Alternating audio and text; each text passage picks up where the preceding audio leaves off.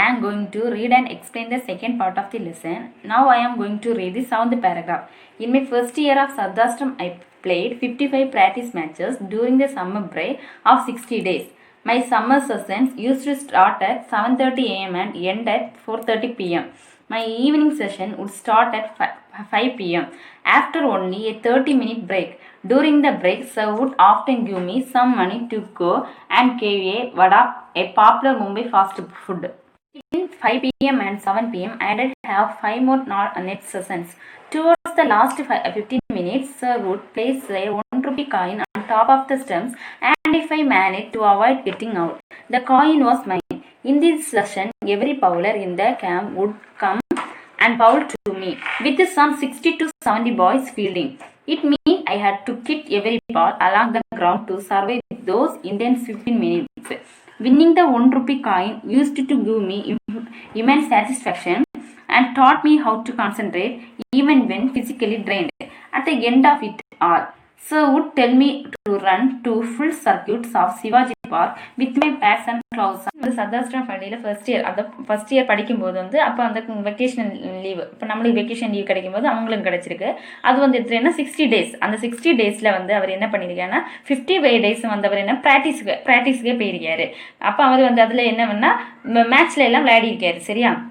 தென் அவர் வந்து அவருக்கு கோடைக்கால அவர் வெக்கேஷனல் ப்ராக்டிஸில் வந்து டைம் எவ்வளோ எடுத்துப்பாருன்னா ப்ராக்டிஸ் பண்ணது மார்னிங் 7:30 டு ஈவினிங் 5:30.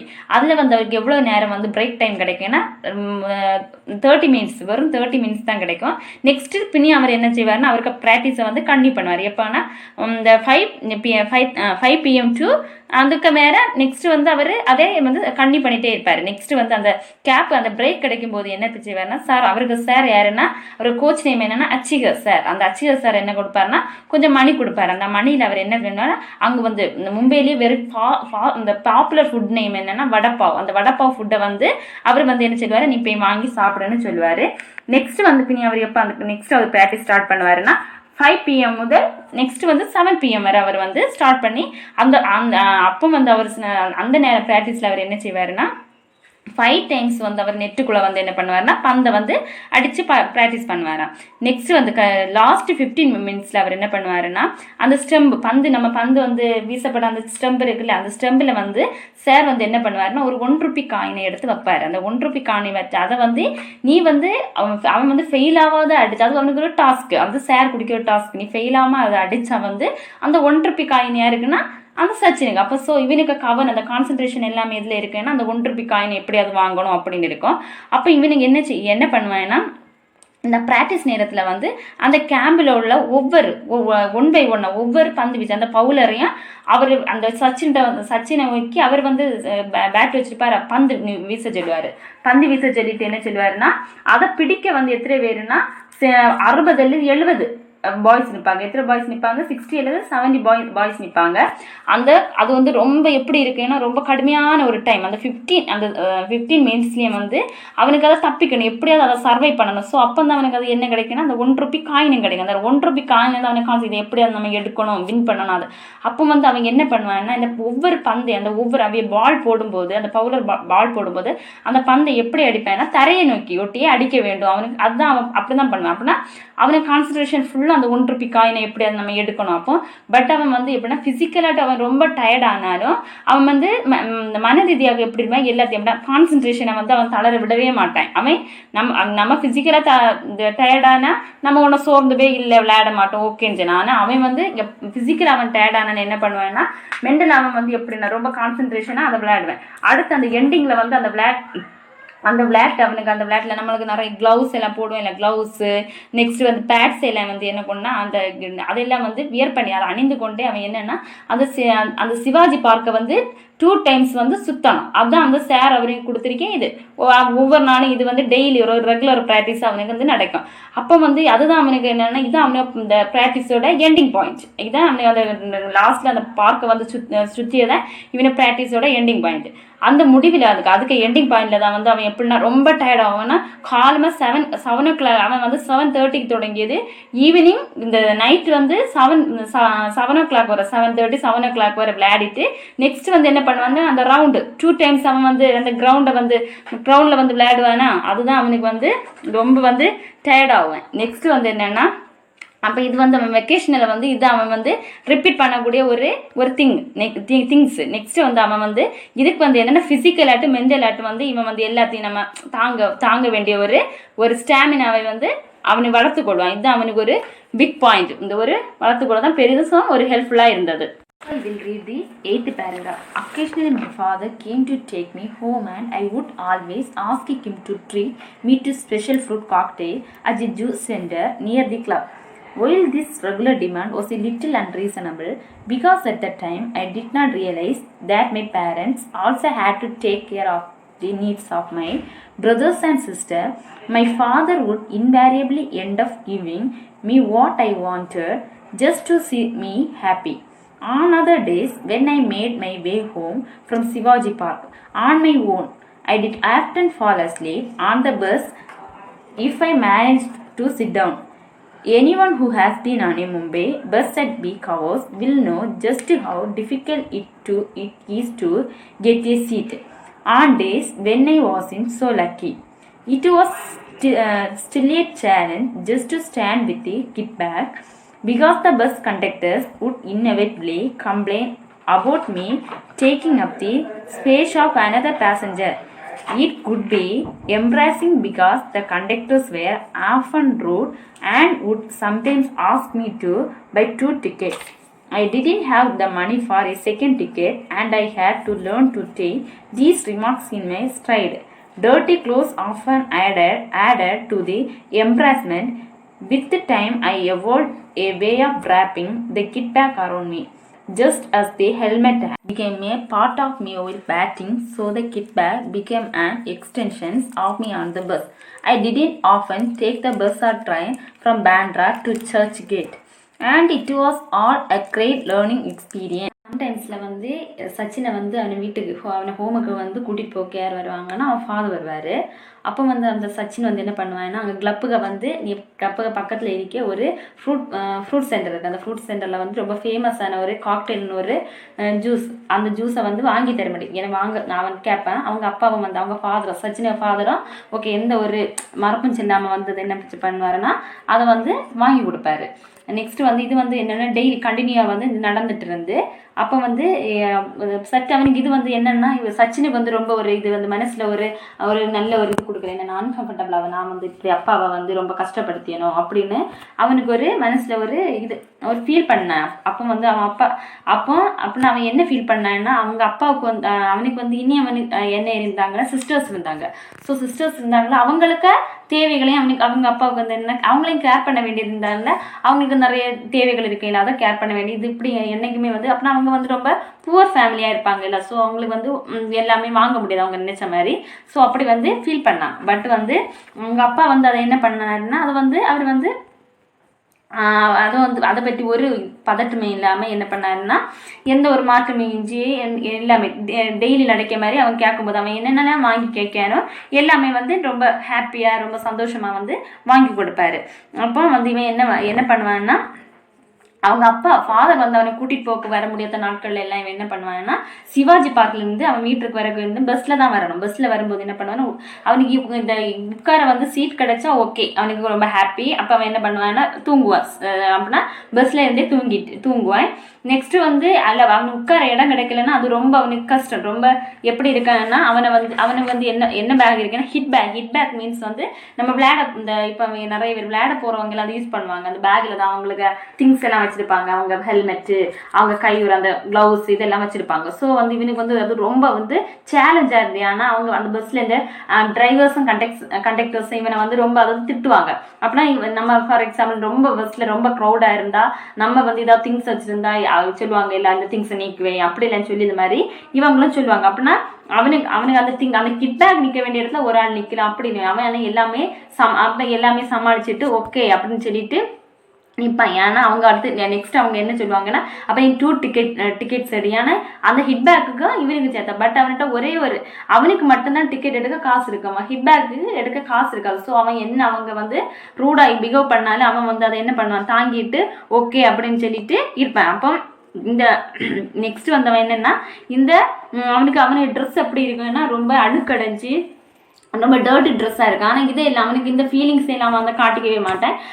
அவனுக்கு இந்த ஃபீலிங்ஸ் ரொம்ப அதிகமாக இருக்கும். ஆனால் அடுத்து அந்த நாட்கள் டேஸ் வந்து ரொம்ப போக போக போக என்ன பண்ணுவான்னா, இந்த கிட் பேக் என்ன பண்ணுவான்னா, அவன் வந்து அதை வந்து எப்படி கம்ஃபர்டபுளாக வச்சுருக்கணும், யாருக்கும் டிஸ்டர்பன்ஸ் இல்லாத எப்படி வச்சுருக்கணும்னுள்ளதை இந்த வைக்கணும்னுள்ளதை அவங்க யோசித்து நெக்ஸ்ட் அவன் வந்து தன் பாதுகாப்புக்குள்ள அவனுக்கு சரௌண்டிங்லேயே வச்சுக்கொள்வான். அடுத்தவங்களுக்கு டிஸ்டர்பன்ஸ் இல்லாத அதை வந்து அவன் பார்த்துக்குவேன். அப்போ வந்து அவன் இப்போ விளையாடும்போது அவன் வந்து கிரிக்கெட் விளையாடும்போது அந்த ஹெல்மெட்டையும் அந்த கிளவுஸையும் வந்து அவனுக்கு ஒரு பகுதி அப்படின்னா அது வந்து அப்போ அவனுக்கு உடம்பு இருக்கும்போது அது யாருக்கு டிஸ்டர்பன்ஸ் இருக்காதுல்ல. அதே மாதிரி இப்பவும் அவன் அந்த பஸ்ல ஏறும்போது அதை வந்து ஒரு அவனு பாடியில் வந்து அதையும்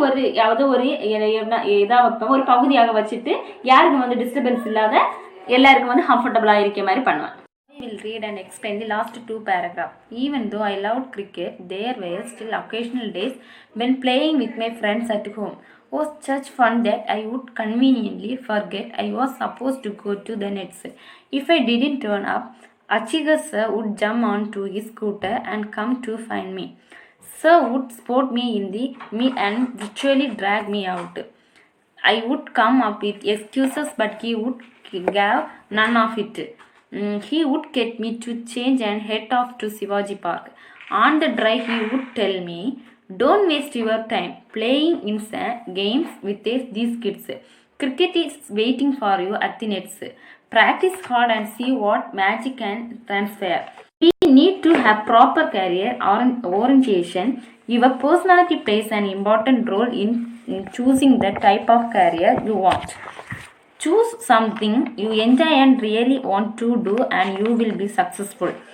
At the time, I hated being dragged off, but as I look back, I feel sheepish about my action and can only admire Achigas sir also punished me on one occasion when trying to teach me a very important lesson. Once I bunked my daily evening practice to watch an inter-school cricket match, not anticipating that sir would be there. He was angry and he said it wasn't for me to come and watch other people play for. If I practiced hard enough, one day people from across the world would come and watch me play. Had it not been for sir, I would not be the cricketer I turned out to be. He was a strict disciplinarian and did everything he could for me.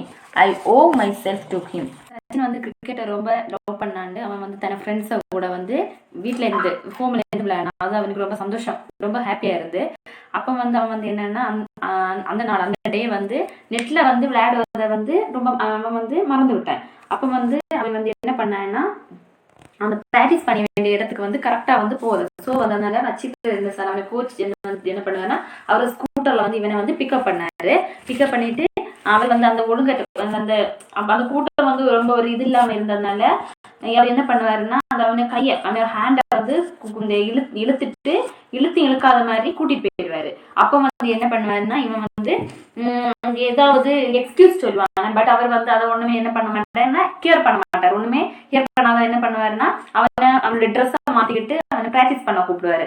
அப்போ அவர் ஆந்த வேலை போகும்போது சொல்லுவாரு, நீ வந்து இந்த கிட்ஸை கூட வந்து இப்படி விளையாடிட்டு இருக்கியா, விளையாடிட்டு வந்து டைம் வேஸ்ட் பண்ணிய, நீ வந்து உனக்காக வந்து இந்த நெட்ஸ்ல வந்து பந்து வந்து காத்துட்டு இருக்கு, நீ வந்து ரொம்ப ஹார்ட் ஒர்க் பண்ணா மட்டும்தான் வந்து நிறைய நம்ம இன்னி வர இயர்ல வந்து என்ன பண்ண முடியும், உடனே வந்து எல்லாரும் ரொம்ப ஒரு பெரிய மிராக்கிள் நடக்கும், ரொம்ப அதிசயம் நடக்கும் அப்படின்னா அவர் என்ன சொல்லியதுன்னா அப்பதான் இவன் ஒரு பெரிய நம்ம எப்பவுமே ஹார்ட் ஒர்க் பண்ணா மட்டும்தான் நம்மளுக்கு வந்து நல்ல ஒரு வினிங் பாயிண்ட் கிடைக்கும். அதே மாதிரி ஹார்ட் ஒர்க் அவர்கிட்டயும் அந்த கோச் என்ன ரொம்ப ஹார்ட் ஒர்க் பண்ணு அப்பதான் ஒரு பெரிய மிராக்கிள் நடக்கும் மாதிரி சொல்லியாரு.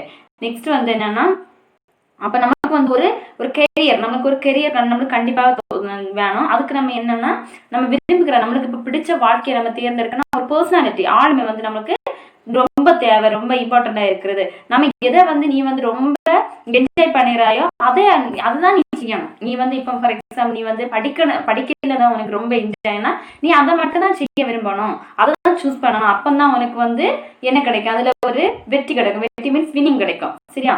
அப்படி சொல்லியாரு. நெக்ஸ்ட் வந்து அவன் அந்த சமயத்து அந்த அந்த டைம்ல வந்து அவன் வந்து ரொம்ப அவர் வந்து என்ன பண்ணாருன்னா இழுத்து கொண்டு வராரு. அப்ப வந்து அவன் வந்து லுக் பேக் திரும்பி பார்க்கும்போது அவனுடைய முட்டாள்தனத்தை அவன் நான் வந்து இவ்வளவு முட்டாள்தனமானுட்டு இருந்தேன் நினைச்சு அதை நினைச்சு ரொம்ப ஃபீல் பண்ணேன். அப்போ அப்ப அச்சிக சார்னா தொலைநோக்குன்னா அவர் ரொம்ப கண்ணிங்கா பார்த்துக்கூடாத நினைச்சு அவர் ரொம்ப என்னன்னா ரொம்ப வந்து பாராட்டினார், ரொம்ப பெருமிதம் அடைந்தேன். நெக்ஸ்ட் ஒரு இன்னொரு டைம்ல வந்து ஒரு இம்பார்ட்டன்டான ஒரு சப்ஜெக்ட் அவன் படிக்க தரும்போது அவரு என்ன செஞ்சாருன்னா அவனுக்கு வந்து பனிஷ்மெண்ட் கொடுத்தாரு. அது என்ன பனிஷ்மெண்ட், அவன் வந்து ஒரு நாள் என்ன பண்ணுவாங்கன்னா இந்த ஈவினிங் டைமோட பிராக்டிஸ் போகாம ஸ்கூல்ல வந்து இந்த ஸ்கூல் காம்படிஷன் நடக்கும், அதுல வந்து நடக்க கிரிக்கெட்டை பார்த்துட்டு இருப்பேன். பட் இவனுக்கு தெரியாது என்னன்னா அந்த சார் வந்து அங்க வருவாரு, இவனுக்கு கோச் அங்க இருப்பாருன்னு இவன் வந்து என்ன நினைக்கிறேன்னா அவன் நினைச்சே பார்க்கல.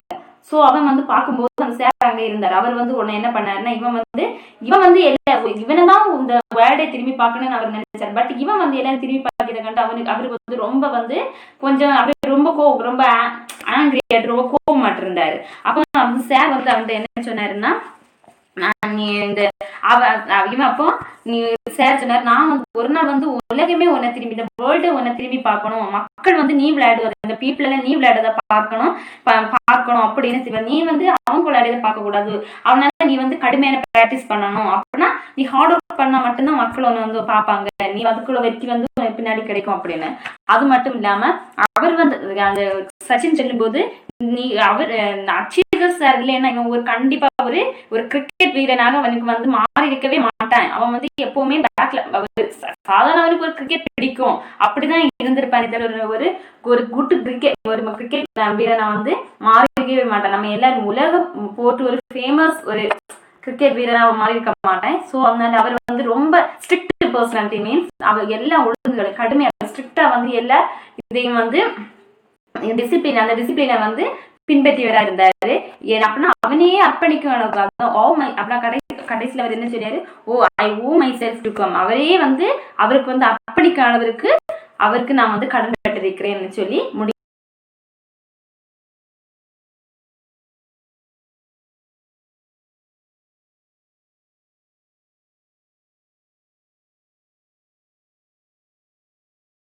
Students, the lesson is over now.